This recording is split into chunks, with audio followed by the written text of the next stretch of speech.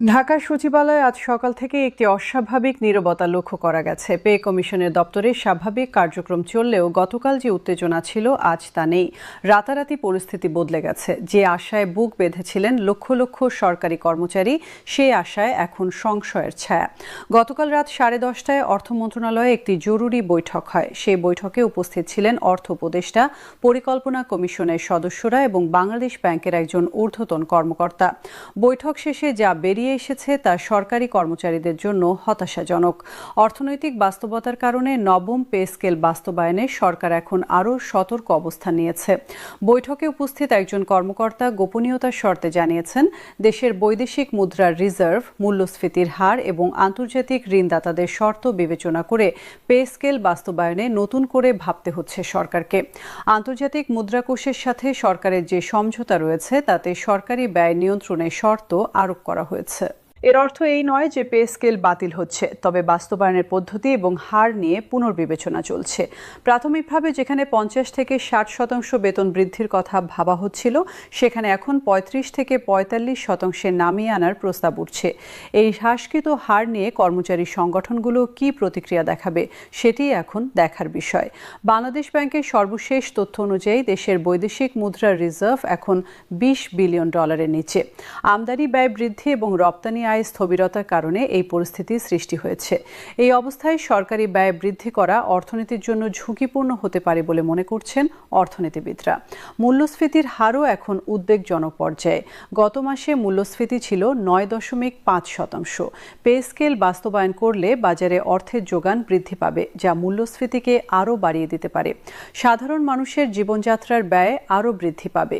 এই দ্বিমুখী সমস্যার সমাধানে সরকার এখন বিকল্প পথ খুঁজছে।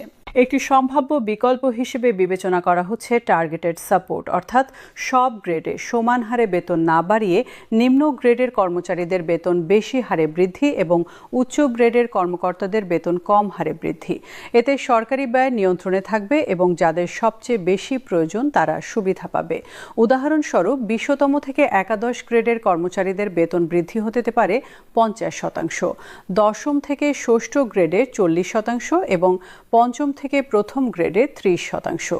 এই মডেল অনুসরণ করলে সামাজিক ন্যায় বিচার নিশ্চিত হবে এবং অর্থনৈতিক চাপও কম হবে। তবে এই প্রস্তাব নিয়ে উচ্চ পদের কর্মকর্তারা অসন্তুষ্ট। তাদের যুক্তি হলো, নীতি নির্ধারণী পর্যায়ের কর্মকর্তারা যদি যথাযথ বেতন না পান, তাহলে দক্ষ জনবল সরকারি খাত ছেড়ে বেসরকারি খাতে চলে যাবে। এতে প্রশাসনিক দক্ষতা ক্ষতিগ্রস্ত হবে। এই দুই দৃষ্টিভঙ্গির মধ্যে সমন্বয় করা এখন বড় চ্যালেঞ্জ। পে স্কেল বাস্তবায়নের অর্থায়ন নিয়েও প্রশ্ন উঠছে। প্রাথমিক হিসাব অনুযায়ী নতুন পে স্কেল বাস্তবায়নে বার্ষিক অতিরিক্ত প্রয়োজন হবে 30 থেকে 35 হাজার করোড় টাকা। এই অর্থ কোথা থেকে আসবে? রাজস্ব আদায় বৃদ্ধি, সাশ্রয় ব্যবস্থা নাকি ঋণ গ্রহণ? প্রতিটি বিকল্পেরই নিজস্ব জটিলতা রয়েছে। রাজস্ব বোর্ড জানিয়েছে, চলতি অর্থবছরে রাজস্ব আদায়ের লক্ষ্যমাত্রা অর্জন করা কঠিন হয়ে পড়েছে। অর্থনৈতিক মন্দার কারণে ব্যবসা বাণিজ্য কমে যাওয়ায় কর আদায় কমেছে। এই অবস্থায় নতুন করে 30 হাজার করোড় টাকার সংস্থান করা বড় চ্যালেঞ্জ। নতুন কর আরোপ করলে জনগণের ওপর বাড়তি চাপ পড়বে, যা রাজনৈতিকভাবে সংবেদনশীল। বিকল্প হিসেবে সরকারি ব্যয় সাশ্রয়ের কথা বলা হচ্ছে।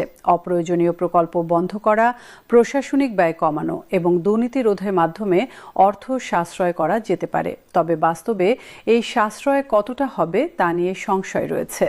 বছরের পর বছর ধরে এই কথা বলা হলেও বাস্তবে খুব একটা ফল দেখা যায়নি। আন্তর্জাতিক ঋণ নেওয়ার সুযোগও সীমিত। IMF এবং বিশ্ব ব্যাংক ইতিমধ্যে শর্ত সাপেক্ষে ঋণ দিয়েছে। সেই শর্তের মধ্যে রয়েছে সরকারি ব্যয় নিয়ন্ত্রণ। এই অবস্থায় বেতন বৃদ্ধির জন্য আরও ঋণ নেওয়া সম্ভব হবে কিনা তা নিয়ে সন্দেহ রয়েছে। কর্মচারী সংগঠনগুলো অবশ্য এসব যুক্তি মানতে রাজি নয়। তারা বলছেন, অর্থনৈতিক সংকট সরকারের ব্যর্থতার ফল। সেই ব্যর্থতার মূল্য কেন দেবে সরকারি কর্মচারীরা? জীবনযাত্রার ব্যয় বৃদ্ধির সাথে তাল মিলিয়ে বেতন না বাড়লে তারা সংসার চালাতে পারবে না। তাদের এই ন্যায্য দাবি পূরণ করা সরকারের নৈতিক দায়িত্ব। বাংলাদেশ সরকারি কর্মচারী কল্যাণ ফেডারেশনের সভাপতি আজ সকালে এক সংবাদ সম্মেলনে বলেছেন, সরকার যদি পূর্ণ হারে পে স্কেল বাস্তবায়ন না করে তাহলে তারা কঠোর কর্মসূচি গ্রহণ করবে। কাজ বন্ধ, মানববন্ধন, এমনকি অবস্থান ধর্মঘটের হুঁশিয়ারিও দিয়েছেন তিনি। এতে প্রশাসনিক কাজকর্ম মারাত্মকভাবে ব্যাহত হতে পারে। অন্যদিকে জনগণের একটি অংশ মনে করছে সরকারি কর্মচারীদের বেতন বৃদ্ধির চেয়ে নিত্যপণ্যের দাম নিয়ন্ত্রণ এবং সাধারণ মানুষের জীবনযাত্রার মান উন্নয়নে মনোযোগ দেওয়া উচিত। সরকারি কর্মচারীরা ইতিমধ্যে নিয়মিত বেতন এবং চাকরির নিরাপত্তা পাচ্ছেন। দেশের বিশাল জনগোষ্ঠী যেখানে দৈনিক মজুরিতে জীবনযাপন করছে, সেখানে সরকারি কর্মচারীদের বেতন বৃদ্ধি বৈষম্য বাড়াবে। এই বিতর্কের মধ্যে একটি গুরুত্বপূর্ণ প্রশ্ন হল, পে স্কেল কি শুধু বেতন বৃদ্ধির বিষয় নাকি এটি একটি বৃহত্তর সংস্কারের অংশ হওয়া উচিত? অনেক বিশেষজ্ঞ মনে করছেন শুধু বেতন বাড়ালে কর্মদক্ষতা বাড়বে না, প্রয়োজন সামগ্রিক প্রশাসনিক সংস্কার, জবাবদিহিতা নিশ্চিত করা, দুর্নীতি রোধ, প্রশিক্ষণের ব্যবস্থা, কর্মপরিবেশ উন্নত করা এবং মেধার ভিত্তিতে পদোন্নতি নিশ্চিত করা। এই সব কিছুই পে স্কেলের সাথে যুক্ত করা উচিত। অন্যথায় শুধু বেতন বৃদ্ধি দিয়ে কাঙ্ক্ষিত ফল পাওয়া যাবে না। ডিজিটাল বাংলাদেশ করার স্বপ্নের সাথে সরকারি অফিসের কাজকর্ম ডিজিটাল হওয়া প্রয়োজন। অনেক সরকারি অফিসে এখনও ফাইল ঘুরে ঘুরে মাসের পর মাস পড়ে থাকে। গভর্নেন্স চালু করা, সেবা প্রদানের স্বচ্ছতা আনা এবং জনগণের সাথে সরকারের দূরত্ব কমানো, এই সব কিছুই পে স্কেল সংস্কারের সাথে যুক্ত করা উচিত। শিক্ষা ও স্বাস্থ্য খাতে কর্মরত সরকারি কর্মচারীদের অবস্থা আরও জটিল। শিক্ষকরা যেখানে জাতি গড়ার কারিগর, সেখানে তাদের বেতন অপ্রতুল। স্বাস্থ্যকর্মীরা জীবনের ঝুঁকি নিয়ে সেবা দিচ্ছেন, কিন্তু তাদের বেতন ভাতা সন্তোষজনক নয়। এই দুই খাতে বিশেষ নজর দেওয়া প্রয়োজন। আইন শৃঙ্খলা রক্ষাকারী বাহিনীর সদস্যদের জন্য বিশেষ ব্যবস্থা থাকা উচিত। পুলিশ, বিজিবি, অ্যানসার সদস্যরা দিনরাত পরিশ্রম করে দেশের নিরাপত্তা নিশ্চিত করছেন। তাদের কাজে ঝুঁকি বিবেচনা করে ঝুঁকি ভাতা এবং অন্যান্য সুবিধা বাড়ানো উচিত। প্রতিবন্ধী কোটায় নিয়োগপ্রাপ্ত কর্মচারী, আদিবাসী কর্মচারী এবং নারী কর্মচারীদের বিশেষ চাহিদা বিবেচনা করাও জরুরি। তাদের জন্য বিশেষ সুবিধা এবং কর্মপরিবেশ নিশ্চিত করা পে স্কেলের অংশ হওয়া উচিত। স্থানীয় সরকার প্রতিষ্ঠানে কর্মরত কর্মচারীদের অবস্থাও দুর্বল। ইউনিয়ন পরিষদ, উপজেলা পরিষদ এবং পৌরসভার কর্মচারীরা মাঠ পর্যায়ে সরকারের প্রতিনিধিত্ব করছেন।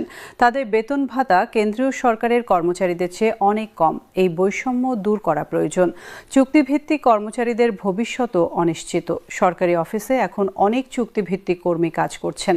তাদের কোনো চাকরির নিরাপত্তা নেই, পে স্কেলের সুবিধা নেই। এই বৈষম্য দূর করতে তাদেরও নিয়মিতকরণের ব্যবস্থা করা উচিত। বর্তমান পরিস্থিতিতে সরকার একটি কঠিন সিদ্ধান্তের মুখোমুখি। একদিকে কর্মচারীদের ন্যায্য দাবি, অন্যদিকে অর্থনৈতিক বাস্তবতা। এই দুইয়ের মধ্যে ভারসাম্য রক্ষা করাই এখন সবচেয়ে বড় চ্যালেঞ্জ। আগামী কয়েকদিনের মধ্যে সরকার যে সিদ্ধান্ত নেবে তা শুধু সরকারি কর্মচারীদের নয়, পুরো দেশের জন্য গুরুত্বপূর্ণ হবে। পে কমিশন এখন চূড়ান্ত সুপারিশ প্রস্তুত করছে। সরকার সেই সুপারিশ কতটা গ্রহণ করবে বা পরিবর্তন করবে তা নিয়ে জল্পনা চলছে।